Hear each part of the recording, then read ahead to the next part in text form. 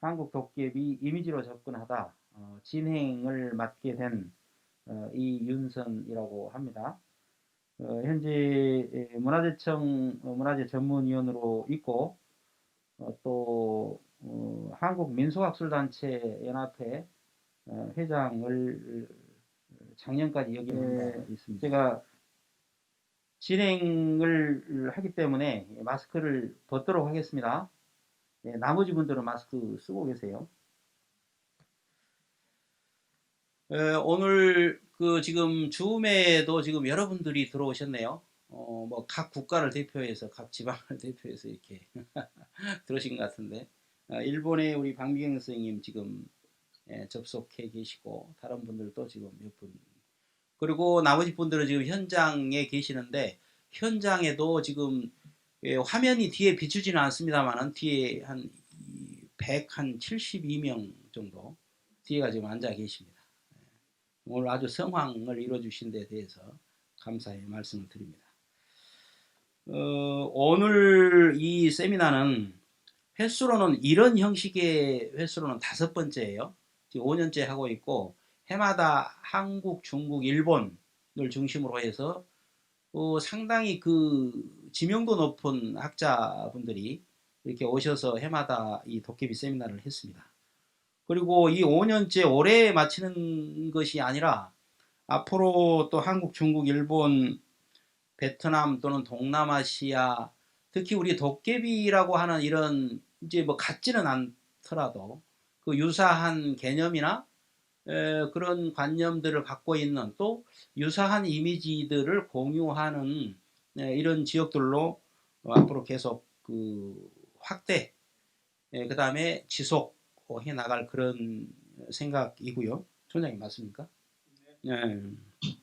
그렇게 해서 사실은 이 세미나는 우리 도깨비 촌장님, 그러니까 이름은 모르셔도 좋습니다. 이름이 중요한 게 아니고 그냥 도깨비, 그러면 도깨비 촌장, 그럴 정도로 지금 여기에 올인을 하신 우리 도깨비 마을의 도깨비 촌장님 때문에 이 세미나가 계속 이렇게 열릴 수 있었고 앞으로도 이런 어떤 동력을 가질 수 있게 된 것 같고, 또 전국에서도 유일하게, 전국에서 유일하니까 세계에서 유일하겠죠. 그렇게 해서 해 나가고 있는 지금 그런 지점 속에 저희들이 앉아 있습니다. 오늘은 3분 발표를 하시고 3분 토론을 하시겠는데, 또 앞에 보시겠지만 또 귀한 유물을 갖고 오신 분들이 계셔요. 멀리 서울에서 이렇게 갖고 오신 분들이 계시는데 그분들 토론 겸해서 이 유물 설명도 좀 듣고 뭐 그렇게 하겠습니다. 형식과 격식을 없애고 아주 자연스럽게 하시고 싶은 말씀 마치 도깨비처럼 그렇게 아무 데서나 그냥 쑥쑥 말씀하셔도 됩니다. 먼저 이제 김성범 촌장님 발표하시고 그 다음에 박미경 교토대학교 우리 교수님 발표하시고 김성구 전 국립경주박물관장님 발표하시고 이렇게 3분 발표하고 종합토론하고 끝내는 것으로 하는데요. 시간은 아마 2시간에서 2시간 반 정도, 그 이상을 가능하면 넘기지 않으려고 합니다. 그래서 여러분들 협조해 주시기 바랍니다.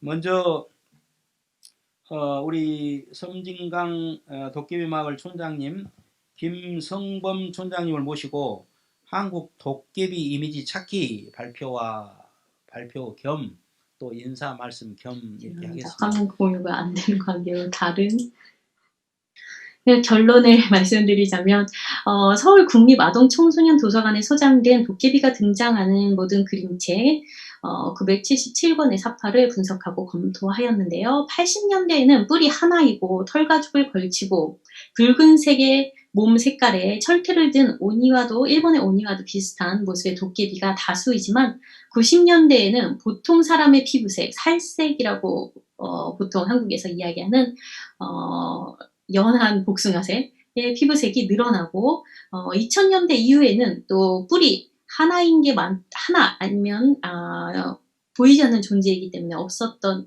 표현이 점점 뿔이 2개인 것이 늘어납니다. 그리고 2010년 이후에는 뿔이 없이 보통 사람과 같은 모습을 하고 있는 도깨비도 많아지고 있는 것을 볼 수가 있습니다.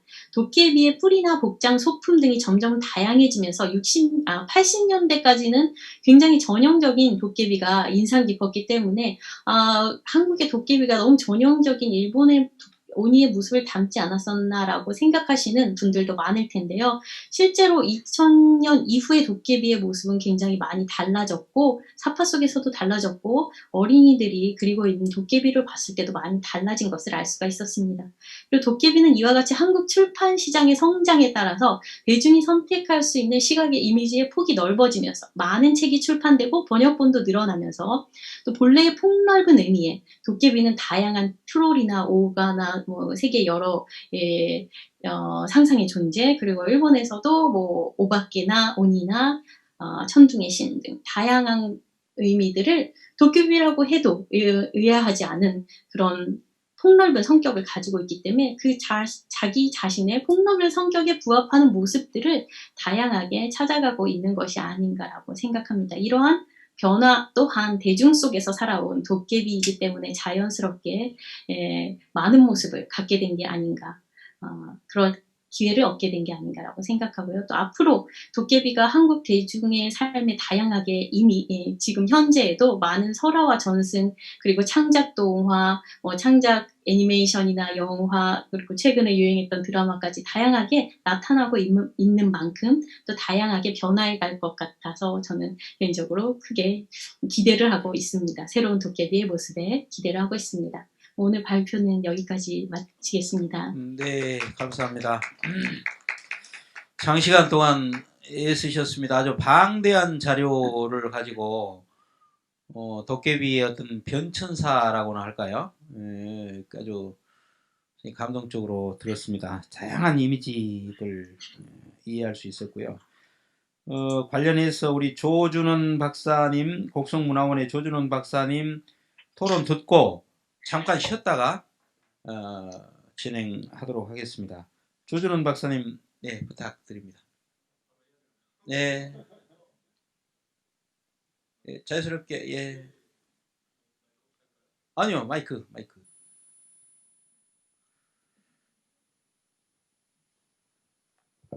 그러면 저도 이렇게 거리두기가 되니까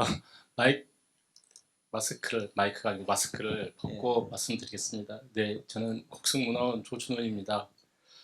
방금 우리 선생님의 박미영 선생님의 아주 말씀을 논거를 잘 들었는데요. 그 이전에 토론 이전에 며칠 전에 그 헬로윈 축제가 상당하게 우리 국가적으로 문제가 됐었잖아요. 그때 제 머리에 계속 스쳤던 게 이게 도깨비 축제였으면 달랐을 건데 이 헬로윈 축제를 국가적으로 막자고 하고 이게 낭비라고 하는데 그걸 국가적으로 해서 도깨비 축제로 변환을 시키면 얼마나 좋을까라는 생각을 했었습니다. 저는 여기 그 1999년에 섬진강변에 있는 도깨비살 유래비를 제가 건립을 했거든요. 네, 그때부터 지금까지 우리 이제 곡성군에 있는 우리 그 전통 지역 유산에 관계되어 있는 기초 자료를 수집하고 조사를 하는 그런 일을 계속 해왔습니다. 근데 그 중에서 제가 방금 이제 우리 방비경 선생님께서는 1980년대에 우리 동화나 글을 통해서 말씀을 드리면서 뿌리라든지 여러 가지 형상을 이야기를 했었잖아요.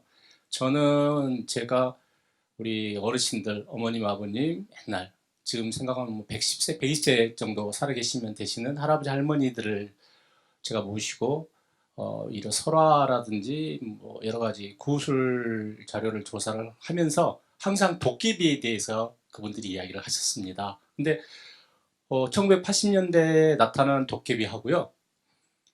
그분들이 이렇게 말씀을 하시는, 그러니까 1940년 이전 출생하신 분들은 도깨비에 대해서 어떻게 말씀을 하시냐면요. 빗자루 또는 사랑, 불, 아니면 삽, 그리고 전혀 기억이 나지 않는다. 그래서 다양한 형상으로 이야기를 하셨고요. 또 개중에는 뿔에 대해서도 이야기를 하셨어요. 그래서 제가 여기 오기 전에 제가 조사해서 아직 발표를 하지 않는 그 구술 설화 자료집이 있는데 거기에 나와 있는 도깨비들 한 8, 90% 정도는 형상이 조금 다양하게 나와 있더라고요. 그래서 지금 그러니까 일제강점기 이전 뭐 고종 황제, 순종 황제 바로 또 조금 해서 1919년 그리고 1920년 정도에 출생하셔서 살아오신 분들도 제가 한 20, 30년 전에 조사를 했었거든요. 그분들하고 지금 해방 이전 1945년 정도에 계신 분들은 거의 공통적으로 도깨비에 대해서 특정하게 형태를 말씀을 안 하신 것 같아요. 그거는 일단 제가 말씀드린 거는 곡성군에 한정이 되어 있고요. 그리고 제가 조사한 것만 그렇게 되어 있습니다. 이런 걸 봤을 때 먼저 우리 방비경 선생님께서 말씀을 하신 그러한 우리나라 도깨비 이미지에 대해서는 저는 뭐 다른 이론이 없습니다. 저는 우리 그 박미경 선생님께서 말씀하신 그러한 농구는 아주 전문가의 준하는 아주 정말 빼어나고 뛰어난 그런 농구라고 생각이 됩니다. 그래서 특별히 다른 생각은 없지만 여기 토론자로서 소임을 다하기 위해서 양해를 구하면서 딱 3가지 질문을 드리고 마치겠습니다. 여기 다 나와 있기 때문에요. 제가 그냥 읽겠습니다. 우리 토론문에 나와 있는 96쪽 중간 정도에 스님께서는 일본 오니와 우리나라 도깨비 유사점과 차이점에 대하여 본 지면에 표현하지 못한 사료나 자료에 대해서 조금 더 설명을 부탁드리겠습니다. 다음 2번째, 일본 그리고 우리나라 도깨비에 대해서 일본 오니와 우리나라 도깨비에 대해서 아주 연구를 또 잘 하시고 계속 그런 공부를 하고 계시는데요. 일본 오니와 오박개가 우리나라 도깨비로 왜곡 번역되어서 우리나라 아동들에게 끼친 악영향에 대해서 조금 구체적으로 말씀을 부탁드리겠습니다. 그럼 마지막 3번째로 농구에는 선생님께서는 앞으로 미래에 변화되어가는 도깨비의 모습은 반드시 있을 거라고 생각합니다. 한 2040, 50년대에 선생님께서 생각하는 한국의 도깨비는 과연 어떠한 이미지인지 그러한 부분에서 3가지에 대해서 말씀을 부탁드리겠습니다. 이상입니다. 네, 박 교수님 바로 답변해 주시죠. 다 네. 이해하셨죠? 3가지? 간단하게 말씀드리겠습니다. 아. 일본의 오니와의 차이점은 굉장히 사실은 다양해서 간단하게 설명드리기 되게 어려운데요.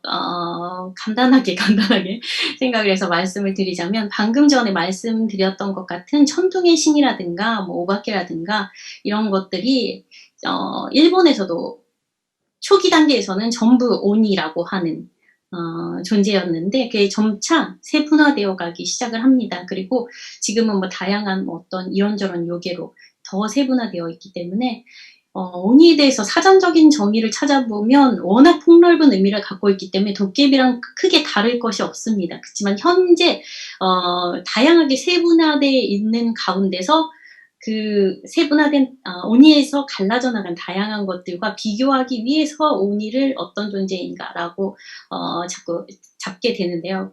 그렇기 때문에 민속학의 입장에서 또 미술사학의 입장에서 또 설화적인 입장에서 다양한 그 오니에 대한 해석이 있을 수가 있습니다. 그렇기 때문에 지금 간단하게 설명드리기 되게 어렵지만 오니하고 한국의 도깨비하고의 차이점은 오니는 다른 많은 역할을 다른 이름을 가진 것들에게 나눠줬기 때문에 지금 적은 부분을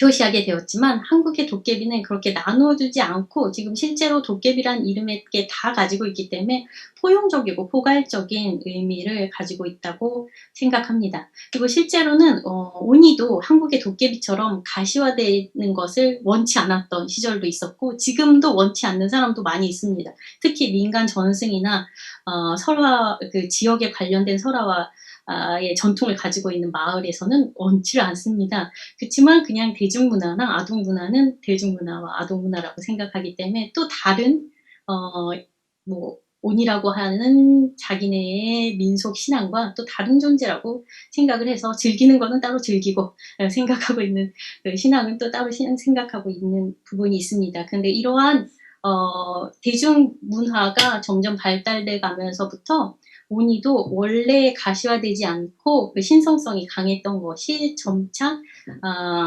소비의 대상으로 변하게 되는데 이런 온이의 변화에 대해서도 이미 많은 연구자들이 연구를 하셨고 책으로도 출판이 되어 있습니다. 그래서 그런 점에서 변화되어 가고 있는 모습을 가진다는 점에서 그러면서 어떤 부분 고정화된 캐릭터를 얻게 되었다는 점에서는 한국의 도깨비와 일본의 오니가 가지고 있는 그 공통점이 있습니다.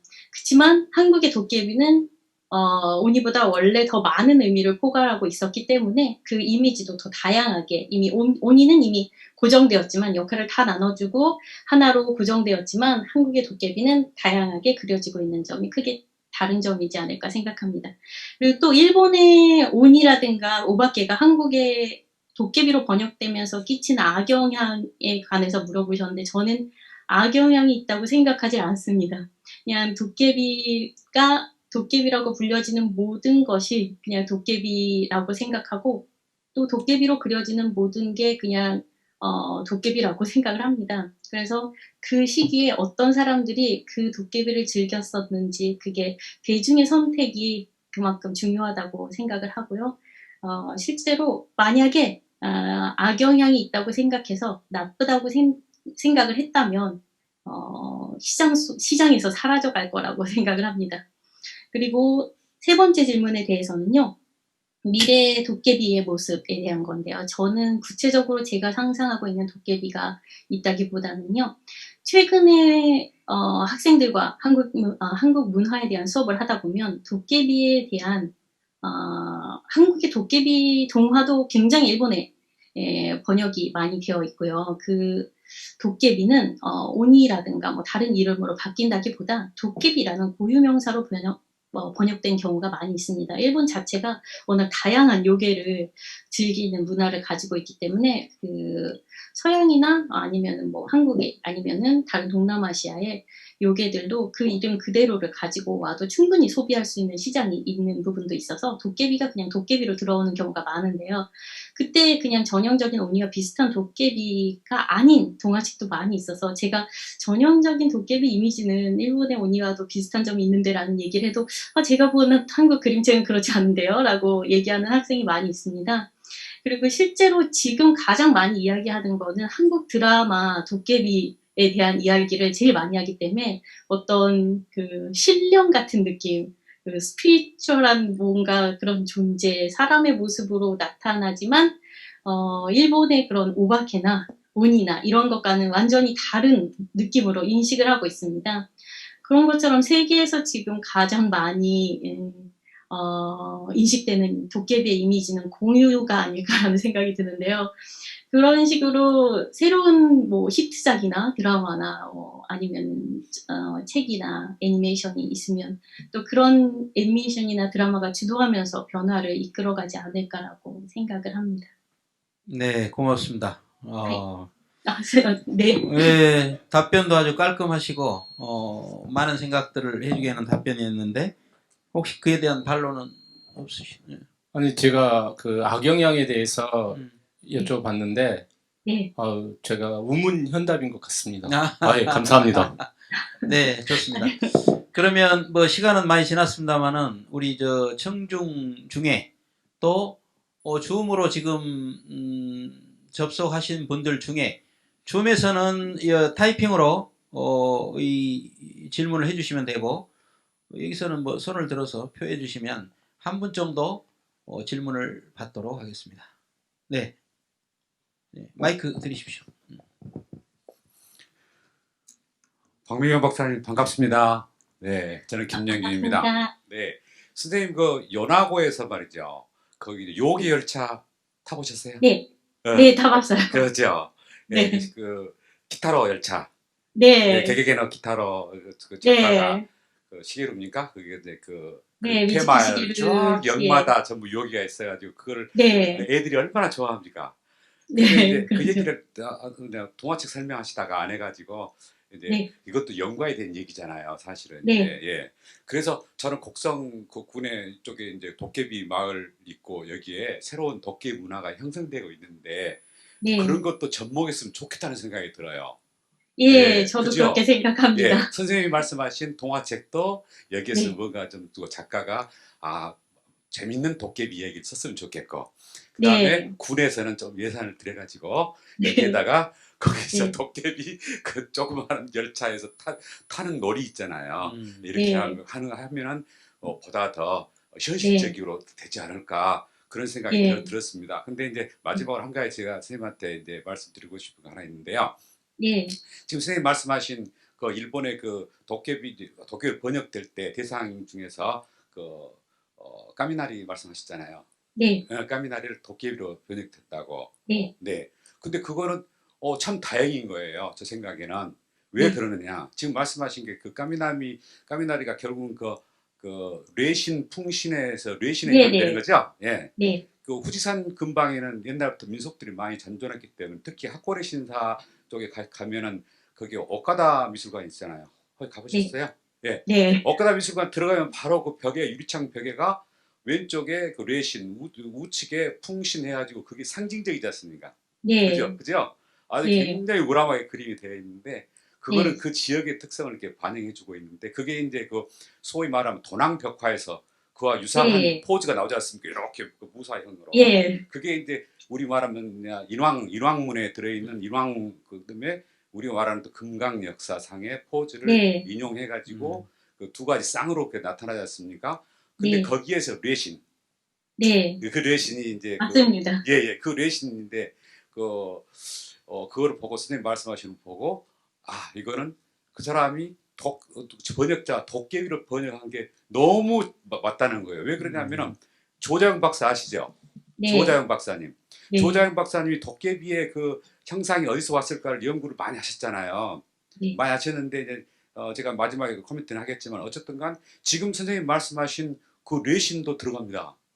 예, 음. 저도 그렇게 생각합니다. 예, 왜 그 그러냐면 실제로 한국 도깨비도 그 금강 역사의 모습을 네, 그렇습니다. 생각하면서 그리신 분 많이 있다고 근데 생각합니다. 어르신이 이제 작고하시기 한 2년 음. 전인가 그때 이제 그 장승도 만드시고 그 다음에 그 도깨비 형상을 목조각으로 전부 다 이렇게 만드셨어요. 유재봉 씨라는 목조 조각가를 통해서 네, 만들었는데 아주 거대하게 만드셨는데 거기에 예, 그 도깨비의 그 형상이란 게 우리 그 백제 시대 때 나온 거기서 그 연꽃 짐승무늬 그 벽돌 예, 그 아시죠? 불꽃 배경으로 하고 있는 거, 예, 이렇게 돼 있는 거 네, 있잖아요. 김혜경 이걸로 선생님, 만드셔갖고 예, 정리를 좀 해주시죠. 이제 질문. 예. 그 다음에 또 거기도 그 뇌신 풍신 예, 그 당군 신화에 나오는 그 500 풍신 뇌신 있잖아요. 근데 그런 것을 네, 거기다 다 했는데 거기에 포즈가 똑같아요. 지금 아, 말씀하시는 뇌신하고도 그래서 네, 참 다행스럽게 누가 번역을 잘하셨다는 말씀을 제가 네, 말씀드렸습니다. 감사합니다. 네. 저 질문은 아니시고 아마 코멘트이신 것 같으니까 어떻게 답변 뭐 하시죠? 아, 제가 말씀드려도 될까요? 네. 예, 처음에 말씀하셨던 부분인데요. 저는 김성범 선생님께서 학자들이 이렇게 저렇게 말씀하시고 또 불만도 많이 듣기 때문에 마음에 걸려하는 게 많으신 것 같은데, 선생님께서 다양한 도깨비 모습 많이 만들고 계시고, 그냥 그 선생님께서 만드는 도깨비가 그냥 이 시대의 도깨비라고 생각하시고 더 다양하게 만드셔서 그 방금 말씀하셨던 요나고에 있는 도깨비 열차나 관광지처럼 더 선생님이 만드신 도깨비들로 그런 관광지를 만들어갈 수 있었으면 좋겠다고 생각을 합니다. 네, 감사합니다. 네. 그 아까 상 받으신 게 무슨 상이라고 그랬죠? 일본 아동문학학회 예, 일본 상입니다. 아동문화학회 예, 예, 학술상입니다. 학술상. 예, 다시 한번 축하드리고 예, 그 고맙습니다. 상 축하 겸 예, 박수로 마무리하겠습니다. 고맙습니다. 감사합니다. 고맙습니다. 접속을 끊지 마시고 이따가 종합 토론이 있으니까 예, 계속 예, 접속해 주시기 바랍니다. 알겠습니다. 거의 다 이제 그 마지막입니다. 이런 내용을 이제 정리를 할 수 있겠고요. 그 귀면은 뭐냐면 이런 모양이죠. 이제 정면관, 원형의 단두형, 눈과 입을 중시하고 이렇게 표현되고 의무키다, 이규제이다.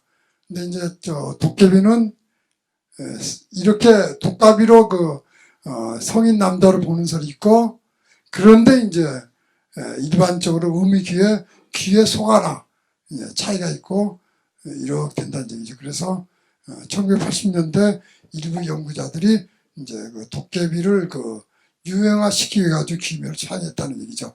근데 이제 거기에서 차용할 바에는 귀면이 아니라 귀형을 빌려와야 된다, 이렇게 얘기를 들 수가 있겠습니다. 그래서 이제 요즘에 귀면 대신에 도깨비라든가 치우라든가 용면, 기롱을 부르는 것은 적합하지 않다, 이렇게 얘기를 드리고 있고, 오늘 또 이제 우리 이제 이윤선 선생님 재미있으시네. 오늘 처음 뵈는데 말씀도 잘하시고 이제 폭이 넓으시고 또 이제 진행도 잘하시고 제가 이제 만나뵙게 돼서 저도 감사드리고요. 감사합니다. 저는 우리 이제 촌장님 저를 불러들여가지고 조금 도깨비 차이점을 강조했습니다만은 뭐 그런대로 이제 저는 기후 안에 서있기 때문에 동료다, 이렇게 보고 있습니다. 감사합니다. 네, 장시간 수고하셨습니다. 오늘 우리가 도깨비 공부를 하는 자리이기 때문에 제가 중간에 끊지 않고 그대로 발표하시도록 그렇게 배려를 드렸습니다. 우리 관장님 발표에 대해서 우리 최명덕 선생님께서 토론을 해 주시겠는데요. 우리 최명덕 선생님은 프랑스에서 기와로 학위를 하셨고 캄보디아에서 7년 필드를 하신 분입니다.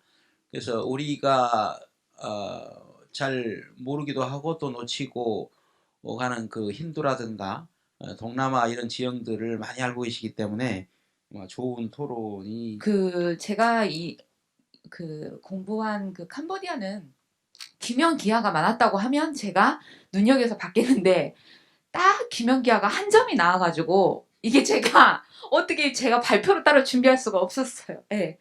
그래서 이제 아까 제가 이제 발표문을 미리 받고 질문하고 싶었던 거는 이제 그 기원에 대해서 이제 마스크 벗고 할까? 네. 그 기원에 대해서 이제 궁금해서 이제 왜냐하면 너무 동남아시아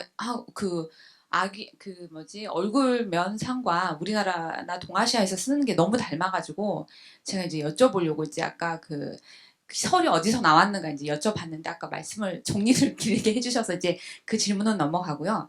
일단은 간단하게만 소개해드릴게요. 약간 다른 형태이긴 하지만 약간 귀면을 닮은 이 도상이 인도를 비롯해서 동남아시아 국가들에서 이제 건축 양식에서 특히 많이 찾아볼 수 있는데요. 예를 들면 이렇게 뭐 린탈 같은 거, 린탈 이게 잠시만요, 제가 이게 그러니까 린탈에 쓰인 이건데 이제 그 건물 들어가는 입구에 이렇게 장식돼 있는 이거 캄보디아의 바푼 사원이라고 11세기 때 이제 그렇게 사용된 이런 것들이 좀 많이 있어요. 그리고 이제 제가 이제 준비하면서 흥미로웠던 점은 아까 말씀하셨지만 도철이라는 말이 뭐 이렇게 탐식할 도에 뭐 탐식할 철 한자를 찾기도 되게 힘들더라고요. 제가 한자를 잘 모르니까 이제 그런 거를 봤을 때 이제 이것도 보면 자기 몸을 끊임없이 이렇게 먹고 있는 이런 형상이잖아요. 그러니까 이게 먹어도 이것도 배가 고픈 거예요. 그래서 이제 도철설이라고 하지만 이것도 이제 힌두에서 기원이 돼서 이게 발견된 시기나 이렇게 사용된 시기는 당연히 중국하고는 많이 늦지만 그래도 기원설에서 힌두나 이런 쪽에 연관이 전혀 없지는 않지 않을까 한번 제가 이렇게 생각을 해봤습니다. 그리고 이제 산스크리트어로는 이런 귀면을 이제 킬티무카라고 하고 이거 이제 영광의 얼굴 이게 시바신이 이렇게 사람에게 뭔가를 명령을 했는데 그걸 잘 지켜서 이제 이렇게 영광의 얼굴이라고도 하고 아니면 이제 캄보디아나 동남아시아에서는 이걸 칼라라고 해가지고 이게 검정 혹은 아니면은 시간이라고도 부르거든요. 그래서 이제 도상의 기원을 두고는 뭐 힌두교 3대 신이나 뭐 이렇게 여러 가지 이렇게 그 기원이 있습니다. 이제 그 기원은 너무 복잡해가지고 제가 신화를 여기서 설명할 수 없고요. 그래서 이제 동남아시아에 퍼지면서 이제 표현 방식 조금씩 달라졌는데, 이제 어떻게 보면은 우리나라는 뭐 벽상이나 이런 의미지만 여기서는 운명, 뭐 죽음의 신, 파괴의 신, 뭐 신의 보호를, 이런 거를 어떻게 보면 들어오는 사람한테 이렇게 위협보다도 이렇게 뭐 악기를 막는다는 의미가 아니고, 그러니까 신에 관련해서 그거를 이렇게 뭔가 상기시키는 역할로 이제 많이 이렇게 쓰이고 있는 걸로 제가 생각하고 있습니다. 그리고 이렇게 보면 귀면이 이제 이렇게 하나만 쓰이지 않고, 보통은 이제 이거는 그냥 악사라고 해서 그 정령인데, 정령 위에 타 있기도 하고, 보시면 이제 얼굴은 거의 뭐 눈이 강조되고 이렇게 이빨이나 입이 이렇게 있고, 대신 이제 여기의 특징은 턱이 없어요. 이게 먹어도 끝이 없는 이렇게 형상으로 해서 턱이 없는데, 뭐 신이나 다른 이렇게 조합물들하고 이렇게 많이 이루어진 걸 볼 수가 있습니다. 그리고 여기 보시면 이제 이거는 키달, 그 인도네시아에 있는 그 키달 사원에 있는 건데, 이것도 보면 정문에 들어가는 입구에 이렇게 있어요. 이렇게 작은 데 있는 게 아니고, 보면 입구 앞에 들어가는 이제 그렇게 많이 표현이 되어 있습니다. 그리고 아까 방금 말씀하셨는데, 이제 엄청 아까 김성구 그 정 관장님께서 말씀하셨을 때 사용한 예가 정말 많았잖아요. 뭐 벨트에도 사용하고 뭐에도 사용하고 이렇게 주변에 찾을 수가 있는데, 진짜 제가 다 찾아보고 뭐 제가 몇만 점의 기하를 봤는데도 이 캄보디아에서 이렇게 기명기하로 나온 거는, 이거는 이제 제가 생각할 때는 나중에 이제 태국의 영향을 받은 이 딱 하나 있는 건데, 제가 이것도 실물을 본 건 아니고 이 사진이 딱 하나 있다고, 딱 한 점 있다고, 이렇게 아마 푸놈펜 박물관에 이렇게 보관이 되어 있을 거예요. 이렇게 딱 한 점밖에 없는 거여서 제가 이렇게 한번 보여드리려고 이렇게 가져왔습니다.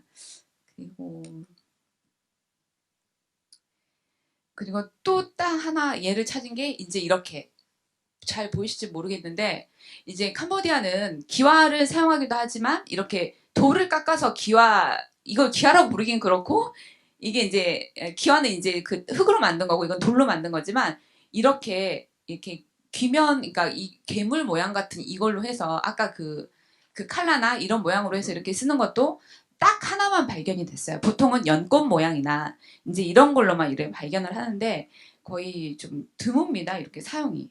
그래서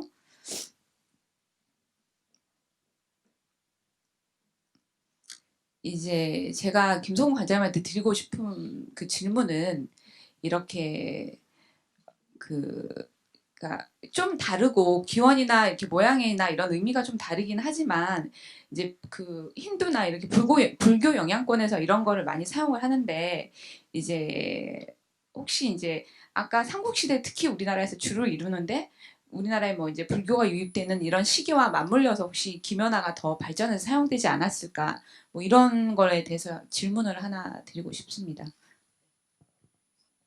네, 답변해 주시죠.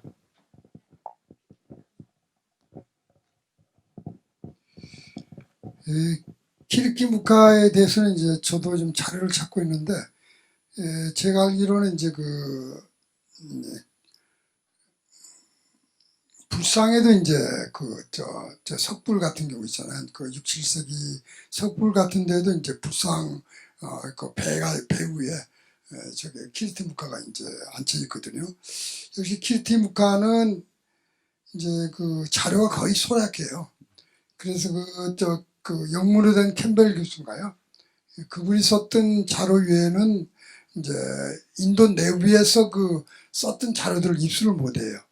이제 그 시바하고 관련이 있다면서 이제 사원에서 채용된 그 어떤 계기라든가, 그 다음에 이제 산치 같은 게 없거든요. 이제 아잔타가 제일 많고, 그 다음에 이제 인도 같은 경우 카즈라호 같은 경우에도 방금 보여줬던 저런 모양으로 그 난간 같은데 이제 한 그 수십 개가 쫙 있어요.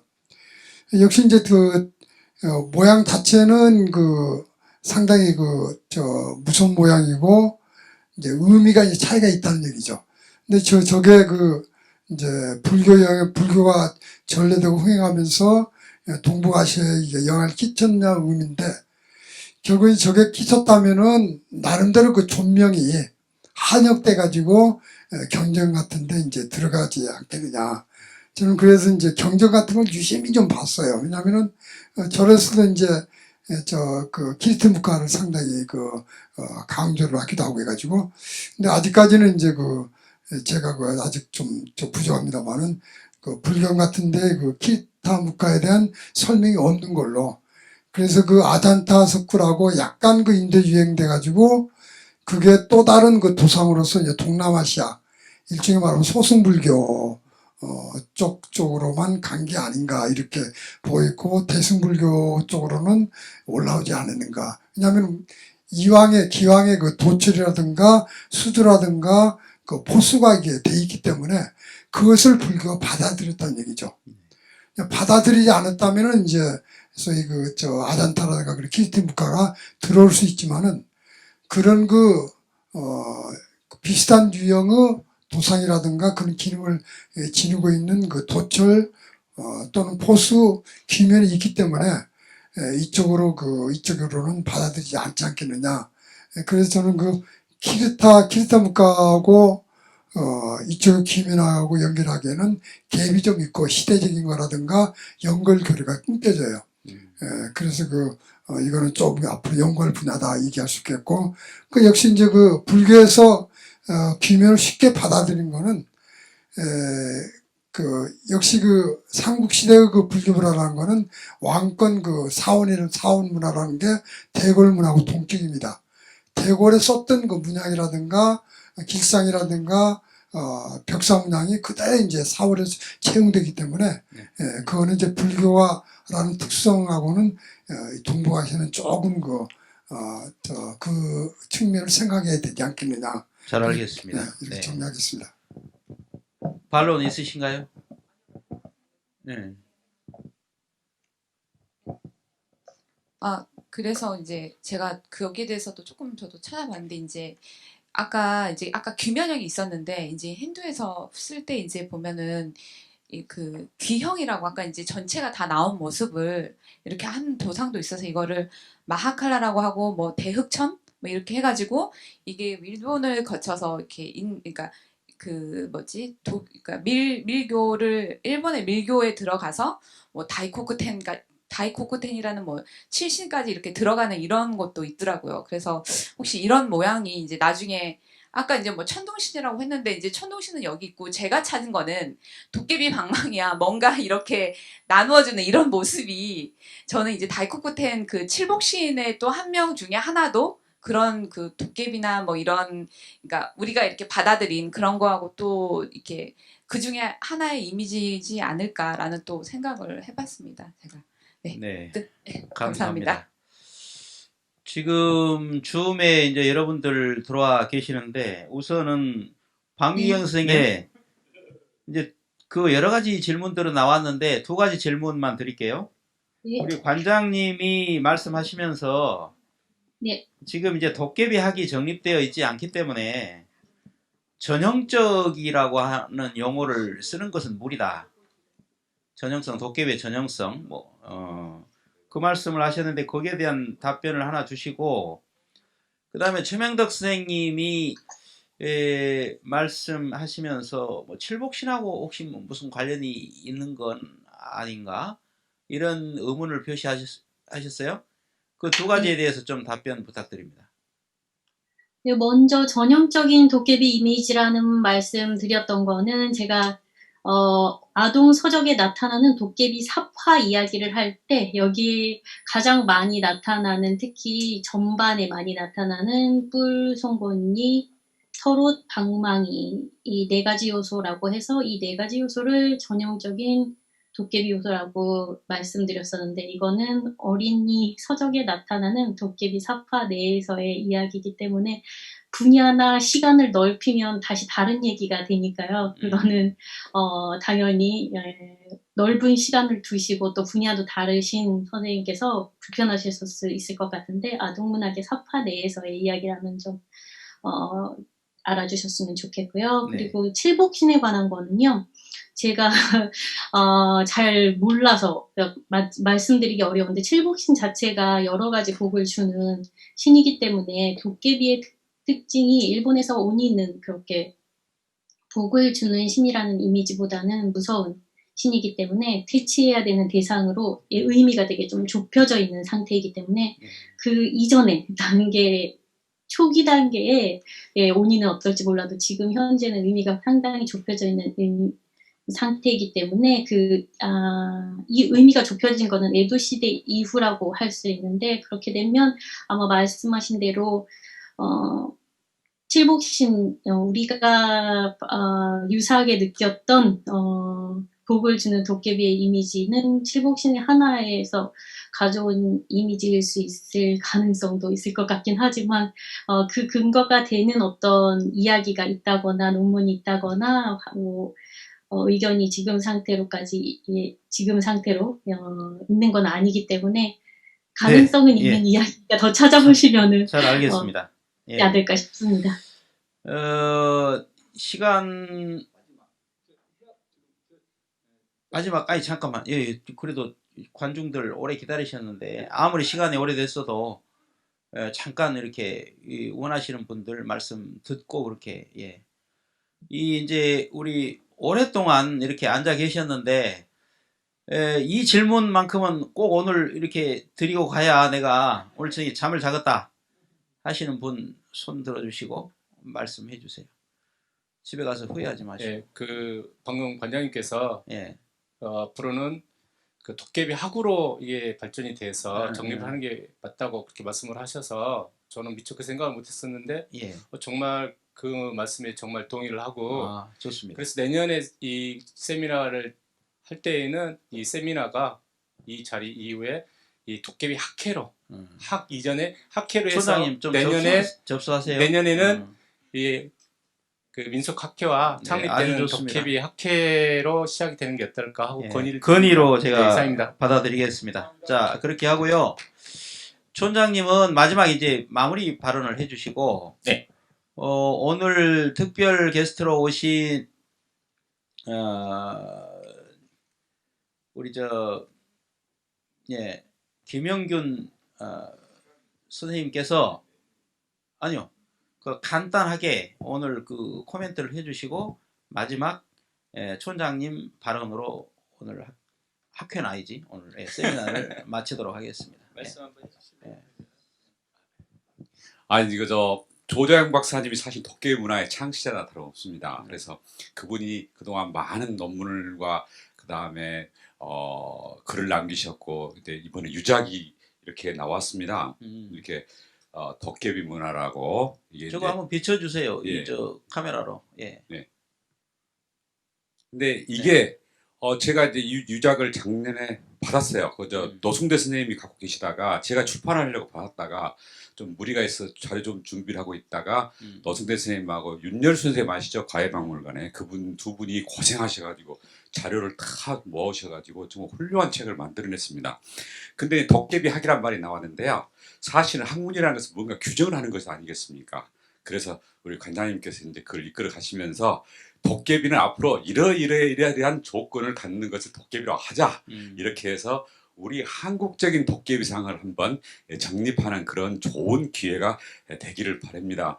그런데 이제 사실은 이 책을 보시면 이제 아시겠지만 아니 그 이전에도 조 박사님께서 말씀하셨는데 그 도깨비의 그 원류가 무엇일까 하는 시도를 많이 하셨어요. 그래서 대충 도깨비류, 사자류, 용류 이렇게 해서 거기에서부터 형태가 이렇게 변형되어 가고 사람들 받을 때는 어떤 이질적인 어떤 요소 때문에 그거를 어떤 무서움증이라든가 희화된 거라든가 이런 거로 인해서 도깨비를 이렇게 불렀던 것 같습니다. 그러니까 아직은 정립이 덜 됐지만은 이것은 사제에서 왔다, 이건 용에서 왔다, 이것은 신라의 귀면은 이건 도깨비다. 이제 이렇게 막 그런 것에 대해서 아직은 사실 논란의 문제가 많이 있지만 그것은 앞으로 서서히 이렇게 폭넓게 수용해야 할 문제가 아닌가 생각합니다. 예를 들어서 조장 박사님이 도깨비의 특징을 이미 말씀하셨거든요. 그러면 이분 설을 따른다 하면 이 안에 카테고리에 들어가면 그게 바로 정의가 되는 것입니다. 규정이 되는 거예요.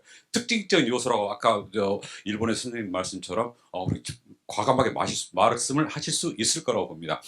이제 말씀 좀 빨리 드릴게요. 도깨비 도장의 특징을 조장 박사님께서는 뭐라고 말씀하셨냐면 어차피 그것은 인간의 몸을 가지고 얼굴이 수두다. 수면을 가지고 있다. 이것을 조건으로 해가지고 눈은 왕방울 눈이다. 코는 주먹코다. 그 다음에 이빨에는 큰 거치가 상하로 2개씩 나와 있다. 그 다음에 몸에는 이렇게 무시무시한 털이 나와 있고 특히 이제 이게 어깨 위쪽으로는 새 날개 같은 긴 갈기가 나와 있다. 그래서 손가락, 발가락이 3개씩이다. 그리고 이마에 뿔이 있을 수도 있고 없을 수도 있는데 있다면은 이제 그 뿔은 솥뿔이라든가 용뿔과 유사한 것들이 한 쌍씩 있는 것이 도깨비의 특징이다 고 이렇게 규정을 해놨습니다. 그러면 이것만 충족된다면 만약에 조자용설을 따른다 하면은 이거는 우리가 전형적인 도깨비다 하고 말할 수 있다고 저는 개인적으로 생각합니다. 그런데 제가 왜 이 자리에 오늘 초대받았었냐면 이제 우리 이유선 저장님께서 연재발표를 하라 그랬는데 그 하다가 못 해가지고 시간이 없어서 그래서 그냥 코멘트만 하기로 나왔었는데 제가 주장하고 싶은 것은 뭐였냐면 여러 가지 대상 중에서 사자가 큰 역할을 했을 것이다 하는 것을 말씀드리고 싶었던 거예요. 왜 그러냐? 아까 말씀하신 조정 선생님께서 어떤 대상을 전정하실 때 도깨비류, 사자류, 용류라고 했는데 가만히 보세요. 도깨비류, 용류는요 인간의 상상에서 나온 것입니다. 사자를 무엇입니까? 자연사자에서 우리가 눈으로 보고 많은 세대를 지나면서 이미지를 갖고 있는 것입니다. 그러면 상상 속에서 나오는 것은 다변할 수가 있지만 사자는 지대로 눈으로 들어오기 때문에 사자가 더 그 특징이 그대로 왔을 가능성이 있다. 그래서 이제 여러 가지 증거를 제가 모으고 있는데 우선 이제 여기서 5가지만 간략히 말씀을 드리면은 이 한중일 유물에서 도깨비로 인정한 자료가 보면은 거의 사자의 특징을 많이 갖추고 있다.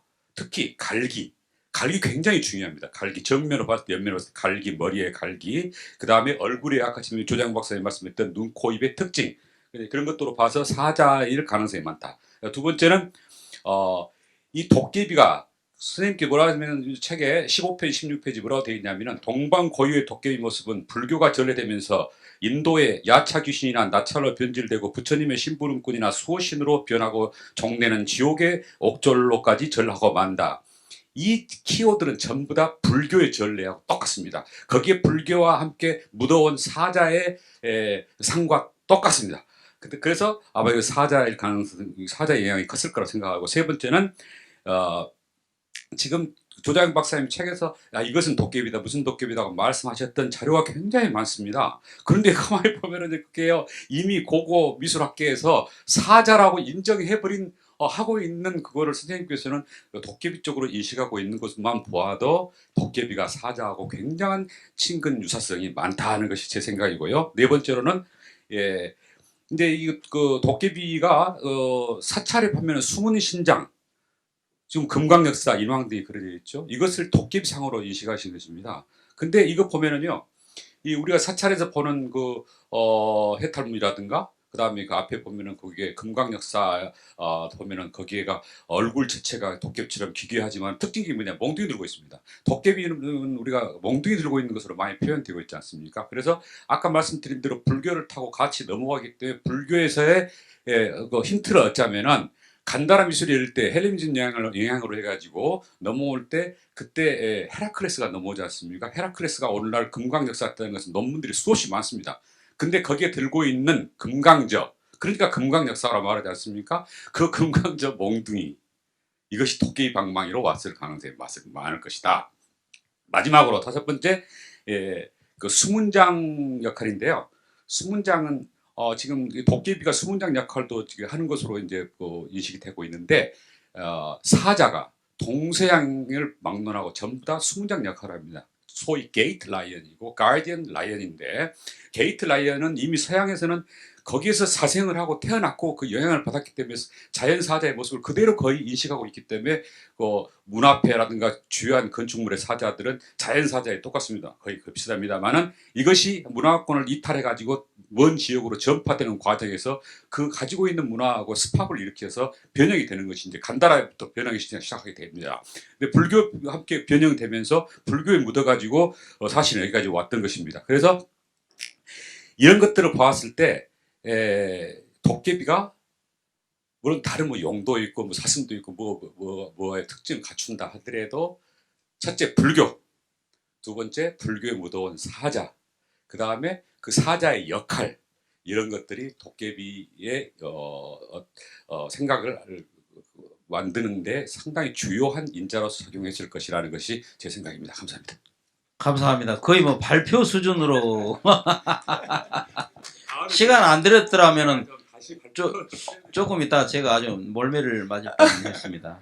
예, 마지막으로 우리 김성범 촌장님 말씀 듣고 예. 오늘 세미나를 마치도록 하겠습니다. 글쎄 말입니다. 정말 해마다 보면은 시간이 너무 부족해요. 그러니까 나를 세면서 실은 해야 할 일인데 이게 이 한정된 시간 안에 이야기하려고 하니까 늘 하여튼가 바쁘고 부족하고 아쉽고 막 그렇습니다. 근데 그럼에도 불구하고 오늘 도깨비 세미나하고 도깨비 이미지 찾기 하자고 이제 한 이야기였고 그런데 마지막에 조재룡 선생님 마지막 제자셨던 하여튼 이렇게 또 오셔가지고 이야기해 주셔서 너무 고맙고요. 활용정점?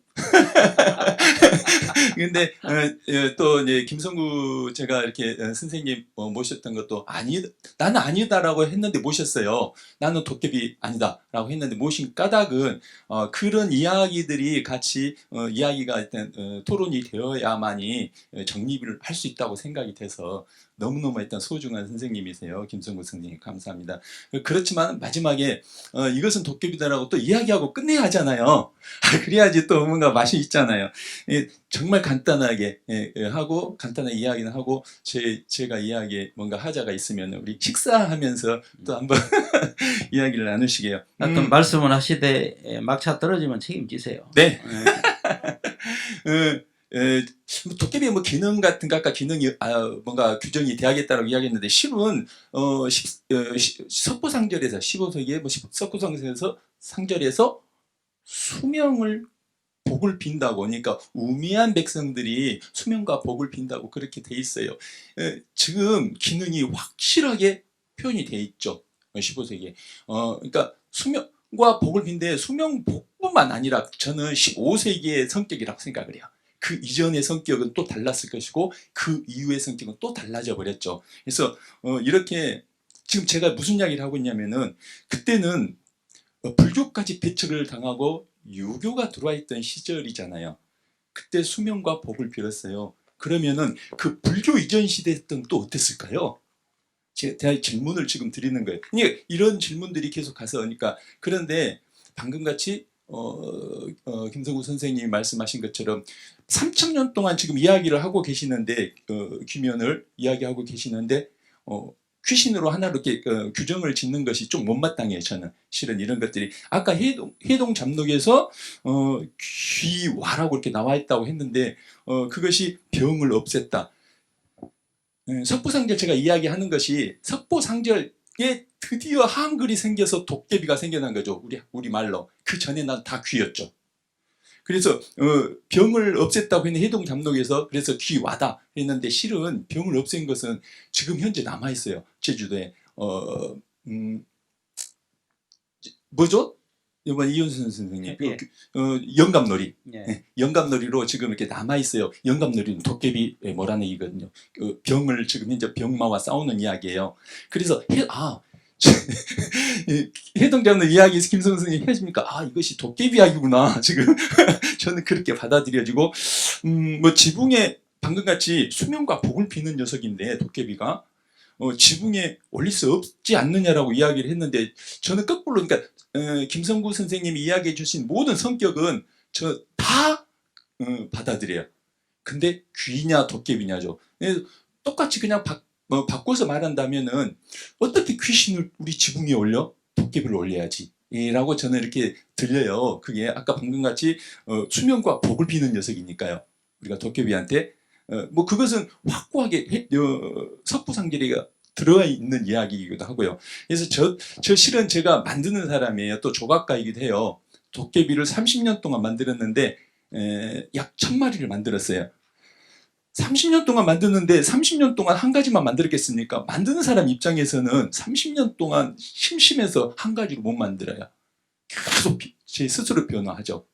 지금 스스로 변하고 성격도 다 달리 만들죠. 30년 동안만 하더라도. 그런데 지금 방금 이야기한 것처럼 우리가 3000년 정도, 최소한 3000년 이야기하고 있어요. 3000년 이야기를 하고 있는데 이것을 하나로 규정지어 버린다는 것은 너무 편협된 생각이지 않는가? 지금 이래서 저는 방금 이제 도깨비 학회 그래요. 학문이 대하고 학회가 대하고 그래서 저는 많이 지금 이런 어떤 이야기들이 학자분들이 재밌게 들어오셨으면 좋겠어요. 너무 재밌잖아요. 같이 이야기해도. 근데 그 과정일 거라고 저는 생각이 돼요. 저는 판을 깔아주는 사람이지 저는 학자가 아니긴 해요. 근데 계속 판을 깔고 다니긴 할 거예요. 제가 어쩔 수 없잖아요. 도깨비 마을이 만들어져서. 그래서 저는 계속 그 역할을 계속 할 것이고 지금 젊은 학자분도 또 이렇게 오늘 이렇게 관심 준 선생님들 도깨비 학회에 들어오셔가지고 계속 일단 이야기 같이 나누시게 감사합니다. 감사합니다. 올해 5번째로 열린 이제 도깨비 세미나, 이번 주제는 한국 도깨비 이미지 찾기였습니다. 멀리 일본에서 줌으로 참여해 주신 박미경 교수님은 근대 이후 도깨비의 무한한 변화, 그 다음에 오늘날 어린이들한테까지 넓혀져 있는 그런 변화에 대해서 방대한 자료를 짚어주셨고요. 우리 김성구 관장님께서는 그간에 이제 그 명료하게 나누어지는 귀면과 용면과 이런 또 방대한 자료들을 가지고 저희들에게 큰 희안을 주셨습니다. 또 도깨비 학회도 말씀해 주셨고, 그 다음에 김진우 선생님, 그 다음에 박재일 선생님은 이 귀한 자료들을 또 일부러 이렇게 가지고 오셔가지고 저희들에게 큰 즐거움을 주셨습니다. 조준원 박사님은 또 지역을 지키는 분답게 여러 가지 말씀해 주시고, 내년에 도깨비 학회로 좀 발전해 갔으면 좋겠다라고 하는 말씀 해주셨고, 최명덕 선생님은 우리가 조금 더 모르는 그 동남아시아의 이야기들까지 곁들여서 해주셨습니다. 우리 김영균 원장님입니다. 그 김영균 원장님은 조자영 선생님의 견해를 빌려서 결국은 우리가 그 형체가 없는 도깨비들의 시대별로 투사할 그런 대상물, 그 샘플들을 찾아내는 과정들을 말씀하신 것이거든요. 그래서 이제 귀면에 우리가 그런 욕망들을 투사해내고, 혹은 또 용면에 투사해내고, 혹은 또 어떤 것에 투사해내고, 그런 맥락들을 쭉 설명을 해주시면서 오늘 우리가 찾고자 했던 한국 도깨비 이미지는 제 생각에는 어느 정도 지금 단계를 좀 밟아가는 것 아닌가 그런 생각이 듭니다. 마지막으로 정말 한 30여 년 동안 자기 온 재산 털어가면서 이렇게 도깨비에 미쳐갖고 오로지 도깨비로 이 세상을 이렇게 독해하시는 우리 김성범 도깨비 촌장님의 열의와 그 에너지와 거기에 찬사를 보내면서 오늘 한국 도깨비 이미지로 접근하다 세미나를 모두 마치기로 하겠습니다. 줌으로 또 여기 현장에 같이 모여주신 국내외 여러분들에게 모두 감사드립니다. 고맙습니다. 내년에 뵙겠습니다. 예, 수고들 하셨습니다. 예.